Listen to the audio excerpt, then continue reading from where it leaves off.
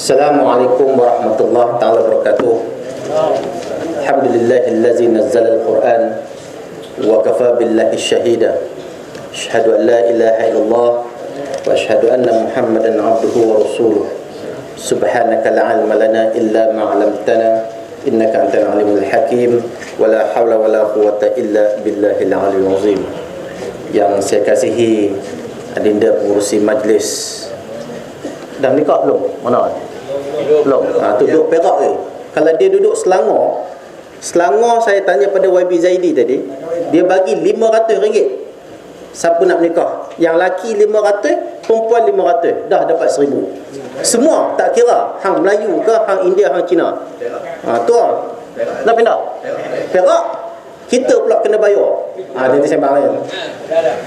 Yang saya hormati, yang berhormat sahabat saya, saudara Zaidi selaku Ketua Penerangan PAS Negeri Selangor, yang juga merupakan timbalan Exco Kerajaan Negeri Selangor bahagian Hal Ehwal Agama dan Pentadbiran Islam, yang dikasihi sahabat saya Saudara Ustaz Samsul Alauddin selaku Ketua Penerangan Dewan Pemuda PAS Negeri Perak, ayahanda yang di-Pertua PAS Kawasan, Kekanda Naib yang di-Pertua PAS Kawasan, sahabat saya Fadil Ustaz Rizal selaku Ketua Dewan Pemuda PAS Kawasan, sahabat saya Saudara Saguna selaku Dewan Himpunan Penyokong PAS, ayahanda tuan rumah, sahabat rakan media kita Pedas FM, teman-teman pakcik-makcik yang dirahmati Allah sekalian.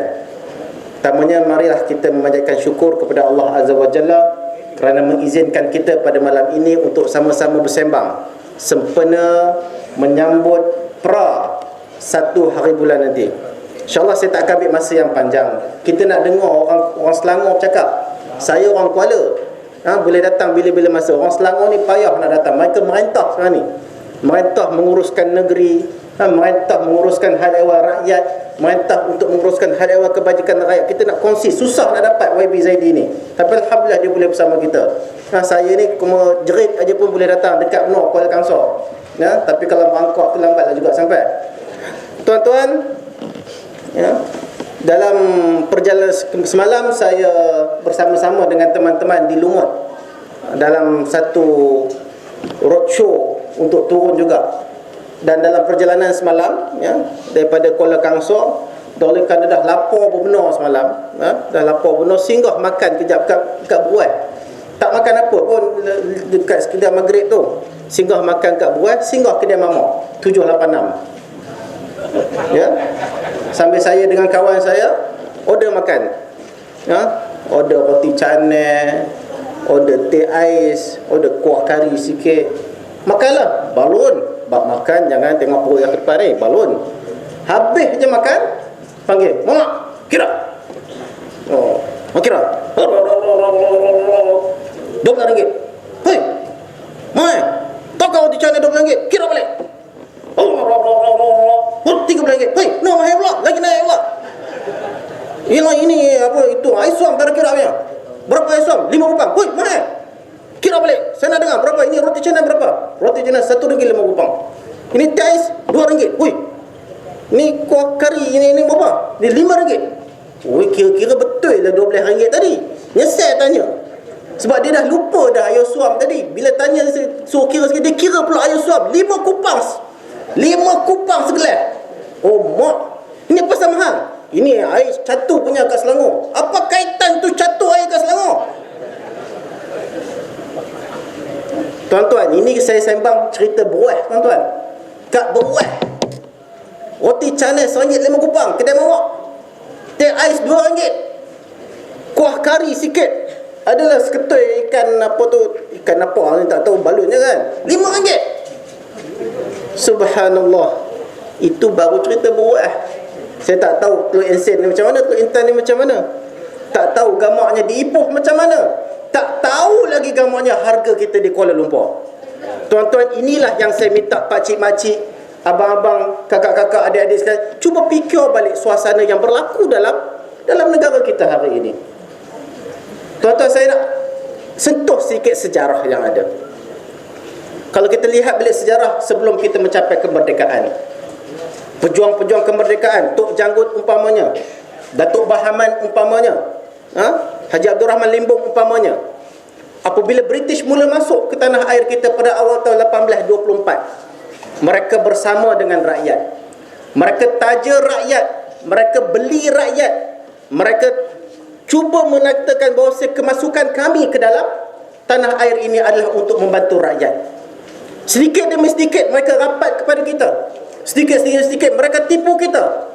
Mereka pegang raja-raja Melayu, mereka pegang pembesar-pembesar, mereka pegang rakyat. Dan apabila pada ketika itu, apabila mereka sudah menguasai suasana yang ada dalam negara pada ketika itu, mereka sudah mula tindakan mereka. Di antara tindakan-tindakan mereka umpamanya, mereka mengenakan cukai kepada tanah-tanah hak milik persendirian. Kalau kita lihat sebelum merdeka, dulu kala apabila kita hal awal tanah ni cukup dengan berbincang dengan pembesar-pembesar daerah, cukup mendapat endorsement daripada Tuanku Sultan. Tetapi British pada ketika itu mengenakan cukai. Tak cukup dengan arahan-arahan, tak cukup merujuk kepada raja-raja Melayu dan juga pembesar. British kenakan cukai kepada kita tentang hal ehwal urusan tanah. Tak cukup dengan itu, macam-macam cukai dikenakan oleh British kepada tanah air kita, rakyat tanah air kita. Maka bermula daripada itu tuan-tuan, Tok Janggut umpamanya, Haji Abdul Rahman Limbung umpamanya, Datuk Bahaman umpamanya, dia cuba mengatakan, kalau kamu British menaikkan cukai, apa akan jadi kepada rakyat? Rakyat pada ketika tak pula rasa apabila semua benda kena cukai. Melangkah setapak dua dah kena cukai, guna itu kena cukai, tanah sendiri kena cukai, dusun sendiri kena cukai.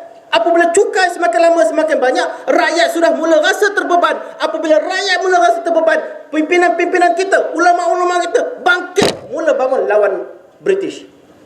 Nak ngabuannya tuan-tuan, apabila British, kerajaan pada ketika itu, pemerintah British pada ketika itu menekan rakyat dengan cukai-cukai yang ada, menekan rakyat berkaitan dengan kebajikan, maka mulalah rakyat bangun pada ketika itu. Ini juga yang berlaku pada negara kita hari ini. Apabila kerajaan kita sudah mula menekan rakyat dengan menaikkan barang-barang tertentu, mengenakan berbagai-bagai cukai kepada rakyat, saya yakin satu hari nanti orang Teluk Intan, orang Batak Rabik, orang Pasir Salak akan bangkit juga menentang kerajaan. Betul tidak? Kita bukan lawan kerajaan, lawan saja-saja. Tapi apabila rakyat terbeban, kebajikan rakyat tidak terjaga, siapa nak bantu? Nak harap pada khalifah kita?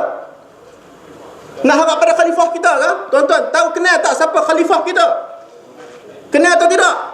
Takkan orang Teluk Intan, Teluk Insin tak kenal khalifah kita. Oi, berat ni. Tuan-tuan, kita ada khalifah. Khalifah Ugong Along, Khalifah Ulung, khalifah terhebat dalam negara kita. Dialah yang menjadi pemimpin kita, dialah menjadi ikutan kita. Siapa namanya? Haji Najib Tun Razak. Betul lah, khalifah, ketua. Tuan-tuan, pakcik-pakcik, kenal tak siapa khalifah kita ni? Kenal atau tidak latar belakang pemimpin kita ini? Tuan-tuan, sejarahnya, cerita sikit pasal khalifah kita ni. Sejarahnya tuan-tuan, lahir di awal tahun 1953. Lahir di awal tahun 53. Dilahirkan dalam suasana yang serba kemewahan. Maklumlah kepada ketika itu Tun Razak adalah merupakan seorang yang besar, berada dan sudah memegang jawatan yang agak tinggi dalam kerajaan pada ketika itu. Apabila dilahirkan dalam suasana keluarga yang cukup mewah, maka sudah pastilah kita boleh bayangkan Najib Tun Razak Perdana Menteri kita ini tidak mempunyai sebarang masalah. Apabila dia membesar, disekolahkan di sekolah orang putih.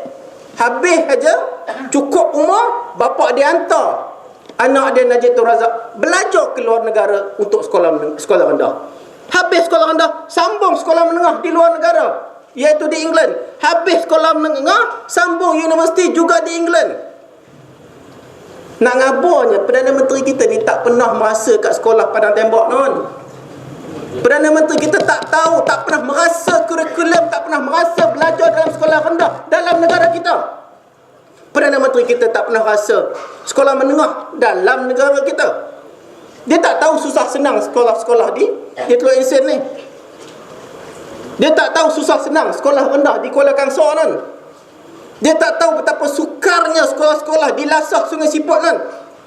Dia tak tahu betapa payahnya ibu bapa nak menyekolahkan anak di bagan datuk kan, kerana dia bersekolah di luar negara. Dia bukan tahu sistem pendidikan dalam negara kita, sekolah rendah, sekolah menengah. Balik saja daripada luar negara, seawal umur 23 tahun sudah bertanding menjadi ahli parlimen. Dan alhamdulillah dia menang, dan dialah merupakan ahli parlimen termuda dalam negara pada ketika itu. Tuan-tuan Perdana Menteri kita ni hebat. Kita tak boleh nafikan dia seorang yang hebat. Segak orangnya, fasih berbahasa, handsome orangnya. Tetapi inilah hakikatnya, dia tak tahu suasana sebenarnya dalam negara kita. Apabila Tun Razak meninggalkan kita, beberapa tahun selepas itu beliau dilantik menjadi timbalan menteri. Beberapa tahun selepas itu, seawal umur 29 tahun, beliau dilantik menjadi Menteri Besar Negeri Pahang. Seawal umur, semuda umur 29 tahun. Tuan-tuan, macam mana saya cerita daripada awal tadi, lahir dalam keluarga yang berada, bersekolah, membesar dalam suasana di luar negara, balik jadi pemimpin negara. Gamak-gamaknya dia tahu tak, kita naik bas tu berasap tu mukanya hitam. Gamak-gamaknya dia pernah ke naik teksi di Teluk Intan ni. Gamak-gamaknya pernah ke naik bas loncat daripada sini nak pergi ke Ipoh di awal tahun 70-an, 80-an. Dia tak pernah rasa, dia tak pernah tahu. Jadi apa yang dia tahu sebagai seorang pemimpin, cara nak tengok negara kita ini kaya atau tidak, cara dia nak tahu, nak tengok kantung dalam negara kita ini ada atau tak ada, ialah tengok jumlah. Dia hanya tahu tengok nombor, tengok graf. Dia tengok kantung dalam negara kita, buka, ui, nombornya dah sikit, ada 10, sepatutnya ada 20. Dia hanya bergantung pada nombor. Dia tengok grafnya turun, turun. Jadi macam mana? Jadi kita kena banyakkan nombor. Daripada 10 kena jadikan 100. Macam mana? Jalan mudah ialah naikkan harga barang. Cara bodohnya. Sebab dia kena nombor. Dia tak tahu susah senang kita, dia tahu nombor. Macam mana nak naikkan graf? Naikkan je lah. Macam mana? Naikkan harga barang. Umpamanya kenakan cukai. Bila kena cukai, kerajaan dapat hasil, maka kerajaan akan dapat jumlah yang baru, jumlah yang banyak. Saya nak katakan pemimpin negara kita, Najib Tun Razak, dia tak tahu susah senang kita orang kampung. Dia tak tahu susah senang membesarkan anak-anak. Dia tak tahu betapa peritnya kita menjalani kehidupan hari ini. Saya ingat lagi, mak saya, bapak saya, dulu-dulu ni biasalah, di awal tahun 80-an. Walaupun nama je raja, kita duduk macam biasa je, tak suruh, tak ada beza mana. Saya ingat mak saya kalau nak masuk darjah 1 dulu, darjah 1, darjah 2, tiap kali nak awal tahun, nak masuk sekolah, time itulah kita, mak saya, bapak saya bawa pergi ke Kuala Kangsor, Pekan Kuala Kangsor nak beli kasut sekolah. Sampai je kedai kasut, sampai je kedai kasut, Cina kedai kasut tu tunjuk saiz kampung, tunjuk kasut, dia dah siap tunjuk 3 jari. Mak saya dah siap 3 jari. Cina 3 jari apa? Umur 3 pasang. Bukan 3 pasang, mau tu panjang 3, 1 inci setengah pada lebih. Ambil, pakai kasut, dia ukur belakang kaki saya. Oi, ini ketat. Tukar lain. Faham ni? Mak saya kalau beli kasut, dia akan pastikan kasut tu lebih 1,5 inci. Ataupun paling kurang 1 inci lebih. Supaya apa? Supaya tahan lama. Dah popai pakai stokin dah 2-3 lapis. Kadang terpaksa letak tisu dengan ketat. Nak buat macam mana dah mak kita beli macam tu. Kalau tiba kasut raya, beli kasut raya. Mak kita, bapak kita akan pastikan lebih sinci paling kurang. Sebab apa? Kok boleh tahan setahun kasut raya. Sebab apa? Peritnya kehidupan kita di awal tahun 70-an, 80-an. Baju sekolah, kuis, orang panggil saya kuis. Simpan kok kamu boleh bagi sepupu kamu. Simpan kok kamu boleh bagi kawan-kawan kamu pakai. Simpan baju sekolah, sekolah kadang-kadang kalau elok lagi. Ini cara kehidupan kita di tahun 80-an. Susah tuan-tuan. Susah. Siapa kata kita mewah, senang-senang mewah macam sekarang ni? Zaman dulu susah. Dan kita dilatih duduk dalam suasana tersebut. Nak ngapanya? Rakyat dia suruh berjimat cermat. Kerajaan Tapi tak saya dengar cerita orang Teluk Ensin baru-baru ni, orang ni suka sangat sebut Teluk Ensin. Nama macam mana biasa. Teluk Intan baru-baru ni, saya difahamkan apabila Perdana Menteri mengumumkan bahawasanya pengumuman yang diberikan kepada dia kata oleh kerana kerajaan melihat dengan kenaikan kos barang yang cukup tinggi hari ini, maka dengan ini kerajaan mengumumkan, saya umumkan pemotongan 10%. Allowance kerajaan semua jemaah menteri. Dengar cerita orang Batak Rabib nitik air mata. Ya Allah, inilah Perdana Menteri kita sanggup tolak 10% allowance kerajaan kerana lihat rakyat yang susah. Orang beruah pun nitik air mata, tak sangka, ya Allah, inilah pemimpin kita, ya Allah. 10% tolak. Tuan-tuan, kamu tahu tak allowance menteri ni, allowance kerajaan menteri ni berapa ribu? RM10? RM20? Tak banyak. Saya difahamkan, saya tanya beberapa orang ahli parlimen, allowance kerajaan menteri ni paling kurang RM20,000. RM20,000 sebulan. Tolak 10%. Sebab sedih tengok rakyat ni susah. Tolak 10%. Berapa? Baru RM2,000. Ni RM18,000 ni. Kamu nak melantak apa? Buta kedarah apa? Itu baru allowance kerajaan. Tak tengok gaji dia berapa. Menteri ni ada satu allowance je ke? Betul tak allowance dia ada? Allowance kereta, allowance rumah, allowance minyak. Saat ni ke allowance dia ada? Kita baru tolak 2,000 orang Teluk Ensin dah tenganga. Ya Allah. Baru tolak 2,000 orang Perak dah tenganga. Ya Allah, inilah pemimpin kita. Itu sebab tuan-tuan, kita kena tengok masalah ni tuan-tuan. Saya terbaca satu kenyataan yang diberikan oleh pengarah Perkhidmatan Awam Negara.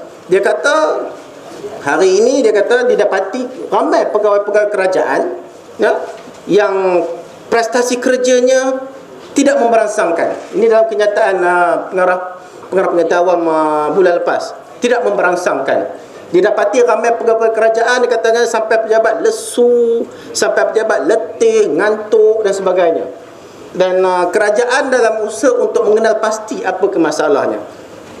Ini pengakuan yang diberikan oleh pengarah Perkhidmatan Awam. Dia kata ramai kaki tangan kerajaan ni pergi pejabat mengantuk, muka toya je, letih. Bila kita cek, kita kaji, apakah hal sebenarnya ni? Rupanya mana tidak ya tuan-tuan. Sekarang ni tuan-tuan, macam mana dikatakan oleh saudara Ustaz Samsul tadi, kalau duduk di Teluk Ensin, Teluk Intan dia pun setakat segaji 1,500 seorang, laki bini pun 1,500, 3,000 tak mandang. Ini kan pula kalau duduk Kuala Lumpur tuan-tuan. Kalau duduk Kuala Lumpur, gaji laki 1,500, gaji bini 1,500, baru 3,000 ringgit. Kau mana duduk mana? Tak mandang. Di Kuala Lumpur tuan-tuan, paling kurang sewa flat kecil 2 bilik pun paling kurang 700, 800. Itu flat kecil yang jenis boleh nguit kiri kanan gitu aja. Api lagi, air lagi, duit minyak nak beli kerja lagi, nak hantar anak sekolah lagi, 3,000 tak mandang.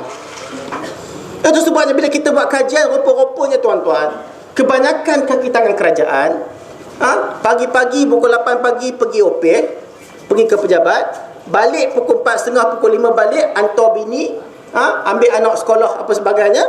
Lepas habis mandi, makan bengkang sikit, minum air teguh, air hangat sikit, terus keluar balik. Dia mau keluar ke mana? Buat part time. Ramai di kalangan kaki tangan kerajaan kadang-kadang terpaksa bawa teksi. Ramai kaki tangan kerajaan di Kuala Lumpur umpamanya terpaksa jual burger waktu malam. Ramai kaki tangan kerajaan kadang-kadang terpaksa kerja part time 7-Eleven. Ramai kaki tangan kerajaan lepas habis waktu pejabat terpaksa kerja di pam minyak. Ini bukan main-main tuan-tuan. Sebab apa? Mereka terpaksa mencari duit tambahan, terpaksa cari duit tambahan, dana tambahan, wang tambahan untuk menyara keluarga. Kos hidup di Kuala Lumpur semakin lama semakin tinggi. Itu sebabnya pakcik-makcik sekalian, kalau kadang-kadang anak kerja di Kuala Lumpur setakat gaji 1,500, 3,000 tu, bila telefon dia, kamu ini dok kena balik, lama benar tak balik. Bila dia menjawab, kerja banyak apa? Sebenarnya bukan sebab kerja banyak. Kerja apa? Kerja gomen ni. Dia dah standard kerja government ni, jarang kerja government ni bawa balik sampai ke rumah. Sebab apa? Tak ada duit. Tak ada duit. Terpaksa lah kadang-kadang anak-anak kita ni sendiri buat part time. Kita bukan tahu dah mampu, dia pun tak cerita pada kita. Nak mikir nak bagi duit poket pada mak bapak dia sikit lagi. Kalau sekali balik, daripada Kuala Lumpur sekali balik bukannya 2 kupang duit minyak. Kalau beli tiket bas bukannya 5 kupang, berpuluh-puluh ringgit. Kalau naik kereta lagi pula dengan tol dan sebagainya. Ini kita kena faham tuan-tuan. Ini yang berlaku di Kuala Lumpur tuan-tuan, yang berlaku di ibu negara kita, dalam negara kita. Itu sebabnya tuan-tuan kita tengok, kenapa perkara ini berlaku? Ringkasnya ialah kerana kerajaan kita sudah tak ada duit. Kenapa tak ada duit? Sebab kantong kita ini sudah bocor. Kantong kita ini sudah tirik. Kenapa? Berlakunya banyak rasuah, berlakunya kroni-kroni. Ada pula